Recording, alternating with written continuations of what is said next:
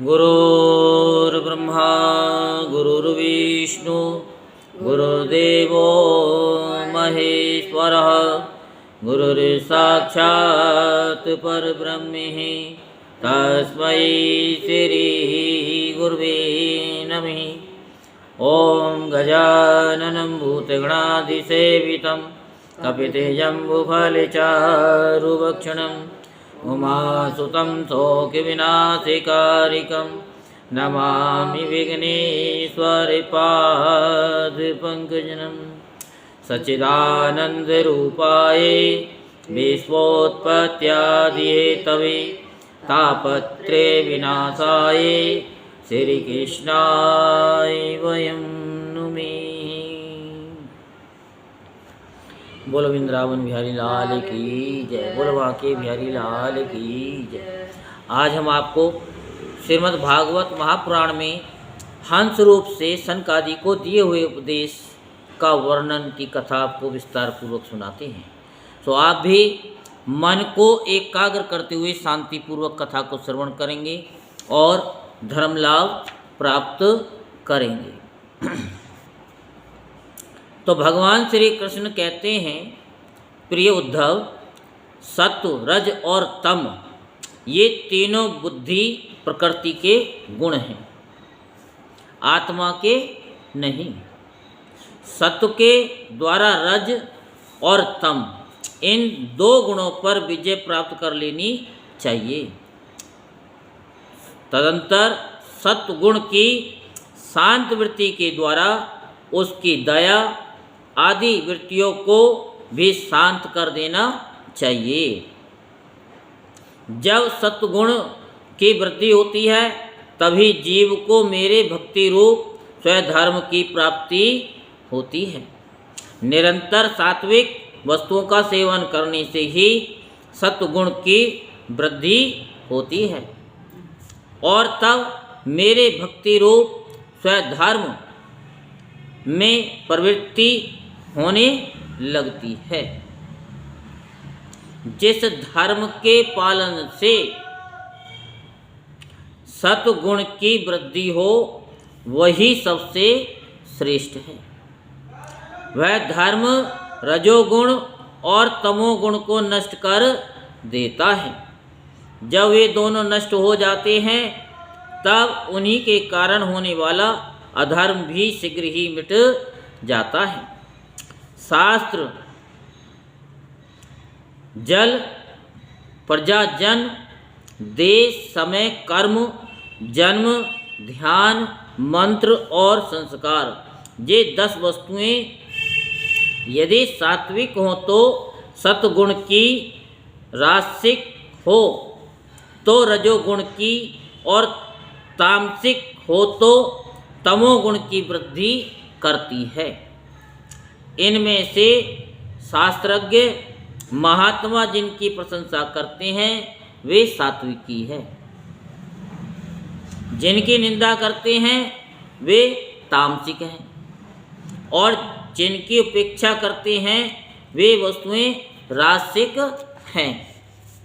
जब तक अपने आत्मा का साक्षात्कार तथा स्थूल सूक्ष्म शरीर और उनके कारण तीनों गुणों की निवृत्ति न हो तब तक मनुष्य को चाहिए कि सत्वगुण की वृद्धि के लिए सात्विक की शास्त्र आदि का ही सेवन करें, क्योंकि उससे धर्म की वृद्धि होती है और धर्म की वृद्धि से अंतःकरण शुद्ध होकर आत्म तत्व का ज्ञान होता है। बांसों की रगड़ से आग पैदा होती है और वह उनके सारे वन को जलाकर शांत हो जाती है। वैसे ही ये शरीर गुणों के वैषम्य से उत्पन्न हुआ है। विचार द्वारा मंथन करने पर इससे ज्ञान अग्नि प्रज्वलित होती है और वह समस्त शरीरों एवं गुणों को भस्म करके स्वयं को भी शांत हो जाती है, स्वयं भी शांत हो जाती है। उद्धव जी ने पूछा, भगवान प्राय सभी मनुष्य इस बात को जानते हैं कि विषय विपत्तियों के घर हैं, फिर भी वे कुत्ते, गधे और बकरे के समान दुख सहन करके भी उन्हीं को ही भोगते रहते हैं। इसका क्या कारण है? भगवान श्री कृष्ण ने कहा कि प्रिय उद्धव, जीव जब अज्ञानवश अपने स्वरूप को भूलकर हृदय से सूक्ष्म स्थूल आदि शरीरों में अहम बुद्धि कर बैठता है, जो कि सर्वदा भ्रम ही है, तब उसका सत्व प्रधान मन घोर रजोगुण की ओर झुक जाता है, उसके व्याप्त हो जाता है, यानी उससे व्याप्त हो जाता है। बस जहाँ मन में रजोगुण की प्रधानता हुई कि उसमें संकल्प विकल्पों का तांता बंध जाता है। अब वह विषयों का चिंतन करने लगता है और अपनी दुर्बुद्धि के कारण काम के फंदे में फंस जाता है, जिससे फिर छुटकारा होना बहुत ही कठिन है। अब वह ज्ञानी कामवश अनेकों प्रकार के कर्म करने लगता है और इंद्रियों के वश होकर यह जानकर भी कि इन कर्मों का अंतिम फल दुख ही है, उन्हीं को करता है। उस समय वह रजोगुण के तीव्र वेग से अत्यंत मोहित रहता है। यद्यपि विवेकी पुरुष का चित्त भी कभी कभी रजोगुण और तमोगुण के वेग से विक्षिप्त होता है, तथापि उसकी विषयों में दोष दृष्टि बनी रहती है। इसलिए वह बड़ी सावधानी से अपने चित्त को एकाग्र करने की चेष्टा करता रहता है, जिससे उसकी विषयों में आसक्ति नहीं होती। साधक को चाहिए कि आसन और प्राणवायु पर विजय प्राप्त कर अपनी शक्ति और समय के अनुसार बड़ी सावधानी से धीरे धीरे मुझ में अपना मन लगावे और इस प्रकार अभ्यास करते समय अपनी असफलता देखकर तनिक भी ऊबे नहीं, बल्कि और भी उत्साह से उसमें जुड़ जाए। प्रिय उद्धव, मेरे शिष्य सनकादि परम ऋषियों ने योग का यही स्वरूप बताया है कि साधक अपने मन को सब ओर से खींचकर विराट आदि में नहीं, साक्षात मुझ में ही पूर्ण रूप से लगा दे।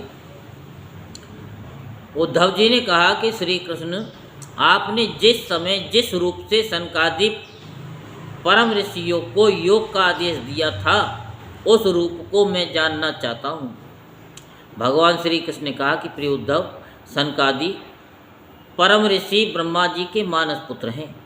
उन्होंने एक बार अपने पिता के योग की सूक्ष्म अंतिम सीमा के संबंध में इस प्रकार प्रश्न किया था। सनकादि परम ऋषियों ने पूछा, पिताजी, चित्त गुणों अर्थात विषयों में घुसा ही रहता है और गुण भी चित्त की एक एक वृत्ति में प्रविष्ट रहते ही हैं, अर्थात चित्त और गुण आपस में मिले जुले ही रहते हैं। ऐसी स्थिति में जो पुरुष इस संसार सागर से पार होकर मुक्ति पद प्राप्त करना चाहता है, वह इन दोनों को एक दूसरे से अलग कैसे कर सकता है? तो भगवान श्री कृष्ण भगवान कहते हैं कि प्रिय उद्धव, यद्यपि ब्रह्मा जी सब देवताओं के शिरोमणि और स्वाम्भू और प्राणियों के जन्मदाता हैं, फिर भी सनकादि परम ऋषियों के इस प्रकार पूछने पर ध्यान करके भी वे इस प्रश्न का मूल कारण न समझ सके, क्योंकि उनकी बुद्धि कर्म प्रवण थी। उद्धव, उस समय ब्रह्मा जी ने इस प्रश्न का उत्तर देने के लिए भक्ति भाव से मेरा चिंतन किया, तब मैं हंस का रूप धारण करके उनके सामने प्रकट हुआ। मुझे देखकर सनकादि ब्रह्मा जी को आगे करके मेरे पास आए और उन्होंने मेरे चरणों की वंदना करके मुझसे पूछा कि आप कौन हैं। प्रियोद्धव, सनकादि परमार्थ तत्व के जिज्ञासु थे, इसलिए उनके पूछने पर उस समय मैंने जो कुछ कहा वह तुम मुझसे बड़े ध्यानपूर्वक सुनिए। ब्राह्मणों, यदि परमार्थ रूप वस्तु नानत्व से सर्वदा रहित है, तब आत्मा के संबंध में आप लोगों का ऐसा प्रश्न कैसे युक्ति संगत हो सकता है। अथवा मैं यदि उत्तर देने के लिए बोलूं भी तो किस जाति, गुण, क्रिया और संबंध आदि का आश्रय लेकर उत्तर दूं। देवता, मनुष्य, पशु, पक्षी आदि सभी शरीर पंचभूतात्मक होने के कारण अभिन्न हैं, अभिन्न ही है और परमार्थ रूप से भी अभिन्न है। ऐसी स्थिति में आप कौन हैं? आप लोगों का ये प्रश्न ही केवल वाणी का व्यवहार है, विचार पूर्वक नहीं, अतः निर्थक है। मन से, वाणी से, दृष्टि से तथा अन्य इंद्रियों से भी जो कुछ ग्रहण किया जाता है वह सब मैं ही हूँ। मुझसे भिन्न और कुछ भी नहीं है। ये सिद्धांत आप लोग तत्व विचार के द्वारा समझ लीजिए। पुत्रों, ये चित्त चिंतन करते करते विषयाकार हो जाता है और विषय चित्त में प्रविष्ट हो जाते हैं, ये बात सत्य है। तथापि विषय और चित्त ये दोनों ही मेरे स्वरूप भूत जीव के देह हैं, उपाधि है, अर्थात आत्मा का चित्त और विषय के साथ कोई संबंध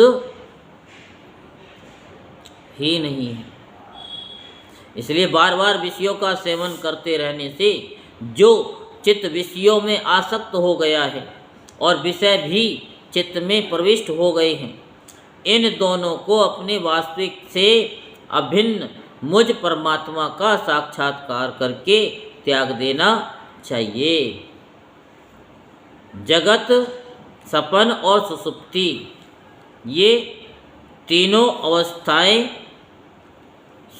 सत्वादि गुणों के अनुसार होती हैं और बुद्धि की वृत्तियां हैं, सच्चिदानंद का स्वरूप नहीं है। इन वृत्तियों का साक्षी होने के कारण जीव उनसे विलक्षण है। ये सिद्धांत श्रुति, युक्ति और अनुभूति से युक्त है, क्योंकि बुद्धि वृत्तियों के द्वारा होने वाला ये बंधन ही आत्मा में त्रिगुण में ही वृत्तियों का दान करता है। इसलिए तीनों अवस्थाओं में विलक्षण और उनमें अनुगत मुझ तुरीय तत्व में स्थित होकर इस बुद्धि के बंधन का परित्याग कर दे, तब विषय और चित्त दोनों का युक्त पथ त्याग हो जाता है। ये बंधन अहंकार की ही रचना है और यही आत्मा के परिपूर्णतम सत्य, अखंड ज्ञान और परमानंद स्वरूप को छिपा देता है। इस बात को जानकर विरक्त हो जाए और अपनी तीन अवस्थाओं में अनुगत तुरीय स्वरूप से या तुरीय स्वरूप में होकर संसार की चिंता को छोड़ दे।